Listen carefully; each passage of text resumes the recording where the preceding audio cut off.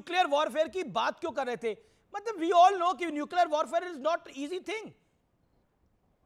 But एक जहनी मरीज है, एक बंदा जो है वो मेंटली स्टेबल नहीं है, तो वो दिमागी बीमार है, एक बंदा दिमागी बीमार है और वो अपनी हुकूमत चाहता है और वो अपने लिए, उसके लिए एक बंदर के हाथ में माचिस दे दोगे तो पूरे शहर को तो आग लगाएगा ना। तो ये चला सकता है बटन, क्यों नहीं दबा सकता ये? तो मार्क रूबियो की कॉल के बाद नहीं, मैं एक इंटरेस्टिंग पॉइंट आपको बता रहा हूं, आपने भी जो बाला जिक्र करा कि मार्क रूबियो की कॉल के बाद, आदिल राजा, मार्क रूबियो की कॉल के बाद ये घुटनों पर आया और घुटनों पे आया, और कल के भारत के स्ट्राइक्स के बाद इनकी हवा बड़ी टाइट हुई है, बड़ी हवा टाइट हुई है कल के जो स्ट्राइक्स हुए हैं, यानी आज सुबह सुबह गालियां इतनी ज्यादा पड़ी थी जो आपने स्ट्राइक किए हैं, वो मेरे घर के बिल्कुल दीवार के साथ गिरा है। मैंने, मेरी वालदा को उन्होंने हाउस अरेस्ट करके रखा हुआ है वहां पे, उनको पाकिस्तान से निकल नहीं देते, अगवा कर लिया था मेरी वालदा को, और उसके बाद उसको जो है हाई कोर्ट के ऑर्डर्स के बावजूद उसको निकलने नहीं देते वहां से। मेरी उनसे रात को मैंने पूछा, उन्होंने कहा जो है वो चकलाला एयरबेस, नूर खान एयरबेस के ऊपर रहते हैं, तो उन्होंने कहा कि अंदर अटैक हो गया है। इनको लान तान गालियां इतनी पड़ी थी कि इन्होंने रिस्पॉन्स अब जो है वो मजबूरी के तहत दिया, लेकिन पाकिस्तान एयरफोर्स ने चाइनीज सपोर्ट के साथ जो है वो एयर सुपीरियरिटी दिखाई है अपनी। ये आपको मानना पड़ेगा कि जंग जब होती है तो वो अब चाइनीज का इंटरेस्ट ये है। नहीं, यहाँ पर कर्नल दानवीर हमारे साथ हैं, वो कुछ आपसे पूछना चाहते हैं। मिस्टर दानवीर, he is a security expert of India, ये आपसे एक सवाल पूछना चाहते हैं। ओके दानवीर जी, पूछिए सवाल आप। मेजर आदिल रजा, 18 कैवलरी, आप पाकिस्तान आर्मी के राजा, आप पाकिस्तान आर्मी के आर्मर्ड कोर के ऑफिसर रहे हैं। भावलपुर जैश ए मोहम्मद का ठिकाना तबाह किया गया और मुरीद के में भी तबाह किया गया। आप जरूर इन इलाकों में जरूर आपने सर्व किया होगा अपने टैंकों के साथ में, तो वहां पर एक तस्वीर निकल के आई जिसमें दहशत गर्द के नमाज जनाजा में पीछे वर्दी में लोग खड़े थे। क्या आपने अपनी सर्विस के दौरान इन मरकजों का दौरा किया? क्या आपने इन आतंकवादी सेंटरों को आपने देखा, खास तौर से भावलपुर में, क्योंकि आप जरूर अपनी रेजिमेंट के साथ टैंकों के साथ वहां पे रहे होंगे क्योंकि आप 18 कैवलरी के ऑफिसर हैं। देखिए सर, इसमें ये बात आपको समझने की जरूरत है कि ये जो दहशतगर्द ग्रुप है, मिलिटेंट ग्रुप्स हैं, ये 1980s से CIA और ISI ने मिलके बनाए थे अफगान जहाद के लिए। जब अमेरिकन डंप करके जब काम निकल गया तो ये उस वक्त तक इतने स्ट्रांग हो चुके थे कि अपना एक इकोसिस्टम ये बना चुके थे। एक टेरर फॉर्मिंग का इकोसिस्टम है, बेरोजगारी इतनी ज्यादा है, अनएम्प्लॉयमेंट पाकिस्तान में, और ये जॉब्स भी ऑफर करते हैं। मदरसों में बच्चे इतने ज्यादा लोग पैदा कर भी देते हैं जिनको खिला भी नहीं सकते, तो मदरसा मुफ्त खाना देता है, तो मदरसों के अंदर उनको भेज जाते हैं, क्योंकि स्टेट उनका ख्याल नहीं रखती पाकिस्तान की। स्टेट की प्रायोरिटीज अपने जर्नलों के पेट भरना है, तो जाहिर बात है स्टेट किस तरह इनका ख्याल रखेगी। तो इनका पूरा का पूरा एक इकोसिस्टम चल रहा है। और बाय द वे जो आपने अटैक किया सर, उस अटैक के अंदर तो ऑलरेडी वहां से जो मिलिटेंट्स थे वो सारे छोड़ के जा चुके थे। मिलिटेंट्स वहां पे कोई मौजूद नहीं थे, और वहां पे मेरे पास आई विटनेसेस रिपोर्ट है कि ऑलरेडी वहां पे सादा कपड़ों में गर्दी है, उसके पीछे वर्दी है, और इसकी जो तस्वीर निकल के आई, तो मैं मेजर आदिल राजा से सिर्फ यही सवाल पूछ रहा हूं कि आपने पाकिस्तानी अफवाज में नौकरी करी है, आर्मर्ड कोर ऑफिसर रहे हैं, तो आपने अपने आप इस तरीके के मंजर जरूर देखे होंगे, तो उस पे आप क्या कहना चाह रहे हैं? ये जो दानवीर साहब, कर्नल दानवीर कह रहे हैं, वो इंपॉर्टेंट पॉइंट कह रहे हैं कि ये पाकिस्तान में नारा लगता है, ये जो दहशतगर्दी है इसके पीछे वर्दी है।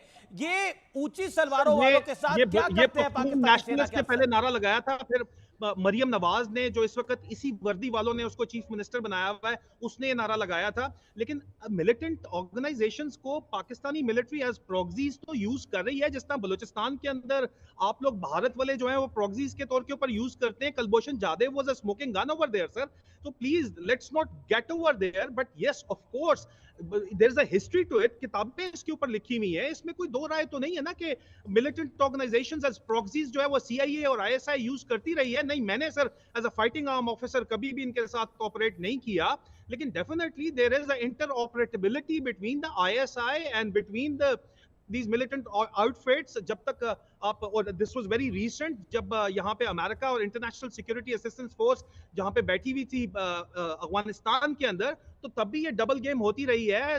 जिम मैटिस ने, जो डिफेंस सेक्रेटरी भी हैं और सेंटकॉम के कमांडर भी थे, उन्होंने अपनी कॉल साइन केओस जो लेटेस्ट बुक लिखी है उसके अंदर इसको मेंशन किया है कि पाकिस्तान डबल गेम कर रहा था, और डबल गेम पाकिस्तान इनको as a proxy element General Musharraf use करते रहे हैं। इट आदिल राजा, जी, एक बात जरूर मैं इसमें पॉइंट करूंगा कि आप एक्स मिलिट्री ऑफिसर हैं, आप भी प्रोपेगेंडा वॉर के शिकार हो गए।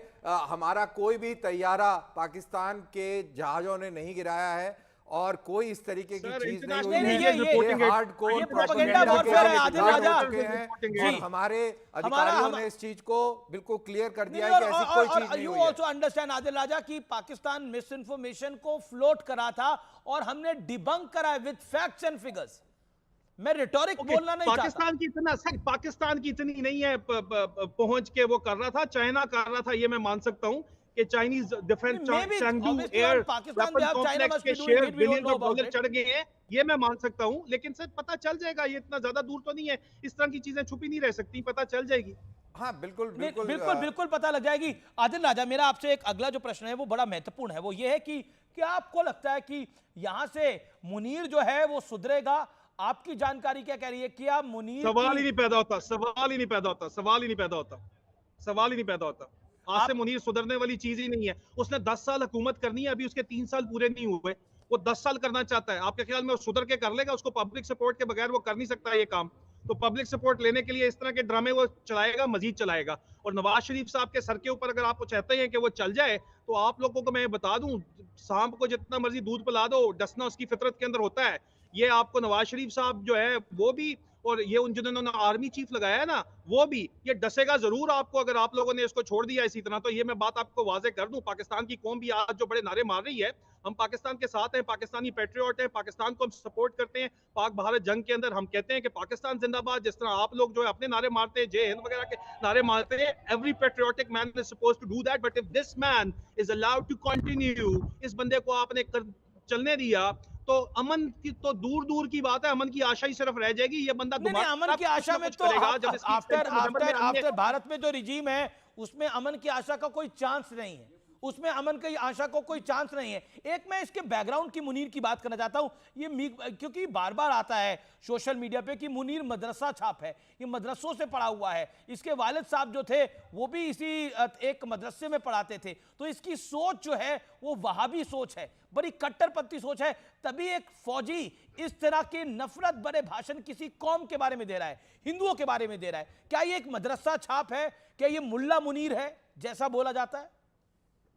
भाई वो अपने पॉलिटिकल, वो अपने पॉलिटिकल, वो भाई दिन को मुल्ला है, शाम को चाचू विस्की है, ठीक है? विस्की भी पूरी पीता है, सुबह इनको सुनाता है, हलक से गलत कोट करता है कुरान की आयतें, शाम को विस्की पे चीयर्स करता है, ठीक है? चाचू विस्की भी उसी का नाम है, और उसका नाम जो है वो डेहरी हसनाबाद जो उनका इलाका है, उसके गटर का ढक्कन भी उन्हीं का नाम है, ठीक है? और तो ये बंदा मुनीर भी यही है, चाचू विस्की भी यही है। सुने कर्नल साहब बैठे ना, ये स्टाफ कोर्स कर रहा था ना, तो इसका नाम द डिसीवर रखा गया था स्टाफ कोर्स की पब्लिकेशन के अंदर। जो बंदा as a major, as a captain, the deceiver के तौर के ऊपर इस फौज के अंदर मशहूर है, योर कोर्समेट्स को पता होता है बंदा क्या है, वो आपकी रग रग से जानते हैं आपको। जो बंदा डिसीवर, धोखेबाज मशहूर है, उसके ऊपर वो धोखा नहीं देगा तो और क्या करेगा यार?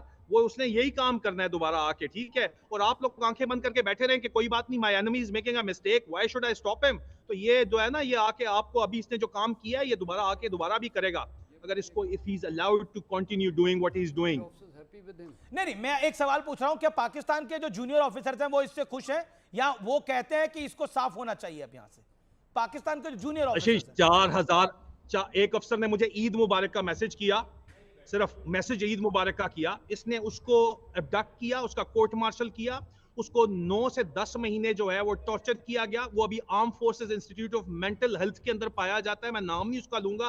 बीवी उसकी रो रो के मुझे बताती रही, मैं चुप करके मैं बर्दाश्त किया, उसने मुझे कभी कोई इंफॉर्मेशन पास नहीं की। I am a 3rd generation Pakistan army officer. Young officers जो है 4000 प्लस ऑफिसर्स को जनरल बाजवा और इसने मिलके under the Pakistan army act article 199 इसने बगैर वजह बताए एडमिनिस्ट्रेटिव एक्शन के तहत उनको लेटर ऑफ थैंक्स देके फारिग कर दिया है विदाउट बेनिफिट्स। कुछ को बेनिफिट्स मिले। क्या नहीं, मैं जानना चाह रहा हूं जूनियर ऑफिसर्स में इसके, अगर आप एक लाइन में समझा पाएंगे तो क्या मूड है जूनियर ऑफिसर्स में इसके बारे में, मुनीर के बारे में, मुल्ला मुनीर, चाचू विस्की के बारे में? सर ये पाकिस्तान आर्मी एक कॉलोनियल आर्मी है, अभी तक है। उसमें जो रैंक हायरार्की है वो इस तरह की है कि कभी भी म्यूटनी कामयाब नहीं हुई है, and then there is a benefit infrastructure इस किस्म का है। 15 साल पे डीएचए का पहला प्लॉट 22 साल पे DHA का दूसरा प्लॉट, आप करोड़पति 15 साल की सर्विस अच्छे बच्चे बन के कर लें तो आपको वो मिल जाता है, ठीक है। बहुत यंग ऑफिसर्स जो है उनके जज्बा मौजूद है, लेकिन प्रॉब्लम ये है कि उनसे ये मिलने जाता है तो उनके वेपन से गोलियां तक निकलवाते हैं, उनके वेपन से फायरिंग पिन्स तक निकलवाते फिर हैं। तो प्रॉपर्टी डीलिंग है ना, ये जज्बे की बात तो नहीं है, प्रॉपर्टी डीलिंग है, पैसा बनाए बिलियनर बने, और क्या है फिर इसके अंदर? अभी तो यही चल रहा है, अफसोस से कहना पड़ता है। मैं तीसरी नस्ल हूँ इस फौज की, मेरा दिल जुड़ा है इस फौज से। अभी तो यही चल रहा है, अफसोस के साथ कहना पड़ता है कि चलिए, आप सिर्फ पर्सनल बेनिफिट्स के लिए ये काम किया जा नहीं रहा नहीं है। बिल्कुल बेनिफिट के लिए किया जाता है।